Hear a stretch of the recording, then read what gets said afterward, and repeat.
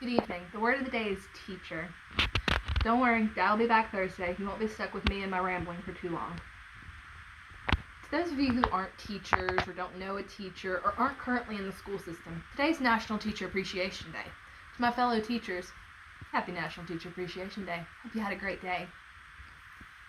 I was recently asked why I wanted to teach, and I kind of joked at the time when I was answering, but I do have a serious response. Last night was my last night of the current spring semester for my grad school. I should be done this time next year and will have my master's degree. But last night's class, it was the last class with a professor I've had several times and has been one of my advisors through the years.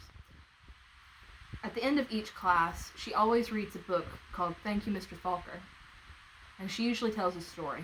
I'm not going to share the story. It's a bit personal, and it's really deep meaning, and several of us cried, even though we heard it multiple times before last night. But I will share a little bit about Thank You, Mr. Falker. So Thank You, Mr. Falker is a book about a little girl. Now, with this little girl, we start out at her grandparents' farm. Her grandfather, she's just a little thing then, talks to her about how knowledge is like honey. You have to work for it. You have to work to get that honey away from the hive, and you have to work to pull that knowledge from a book. The little girl gets so excited for her first day of school. Her mom reads all the time, her brother reads all the time, and her grandparents read all the time. When she gets to school, she's disappointed. She can't read.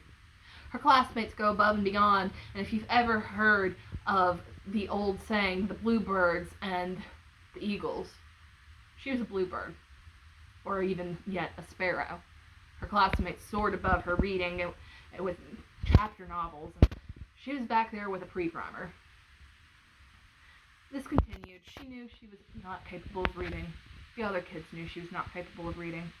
If you've ever been in a public school, then I'm sure you know she was bullied.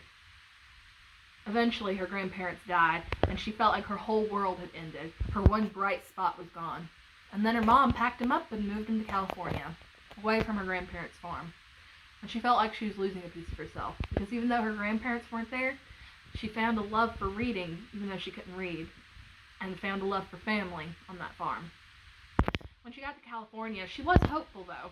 She was excited. Maybe she could be able to read. Maybe she could pass herself off as smart in front of her new classmates. But of course, just like before, she knew she couldn't read, and her classmates did too. She had a bully at this school that was even worse than the ones back home. And then, one day, a new teacher came, and he was one of her teachers, Mr. Falker. Mr. Falker stopped the bullying. He ended it quickly, and then helped the little girl. He pulled her to his classroom one day after school. She had become his helper in cleaning off the chalkboards. And one day when they were cleaning off chalkboards after school, he asked her about reading. And she just burst into tears, because she knew she could not read. From then on, Mr. Falker would help her after school with her reading, along with the reading specialist, until eventually she learned to read. She was able to say, "Thank you, Mr. Falker." That story is a real story, because it's the story of the author of that book. Mr. Falker was her teacher, and he did teach her how to read. She ran into him years later, and she said, "Mr. Falker, do you remember me?" He didn't. If you've ever known a teacher or you are a teacher, you know we have a lot of students, and sometimes we don't always remember names.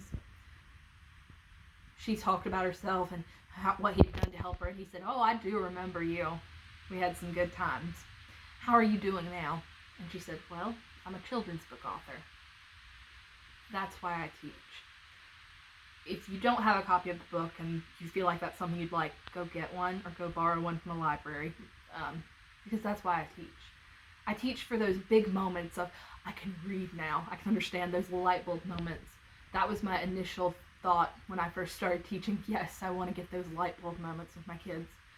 But since then, I've learned that it's not only about those light bulb moments, it's also about those little moments, the in-betweens. It's been rough for educators this last year. I student taught this past fall, and as a first-year teacher who started in the middle of the year, in the middle of a pandemic, it's been insane. But it's been good. It started out pretty rough, but my day ended great. Some of my favorite students were in my room. And one of those little moments includes the stick figure that lives on my board and quite literally haunts it.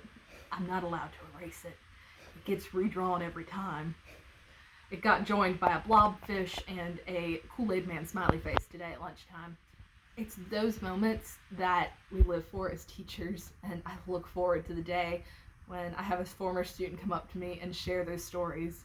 I know my dad has former students come up quite frequently and share stories, and sometimes he remembers, sometimes not. Sorry, he probably does remember you. He's just bad with names sometimes. So to the teachers out there, my fellow colleagues, thank you. You live on through the big light bulb moments and the little moments in students' lives. And it's hard to remember that sometimes, but you should. Dad, thank you for inspiring me to be a teacher, even in the hard times. There's a few people who probably watch these that probably know you've inspired me to be a teacher, so thank you too. Wouldn't be where I am today without you. If you know a teacher in your life, I hope you can help them to have a great day.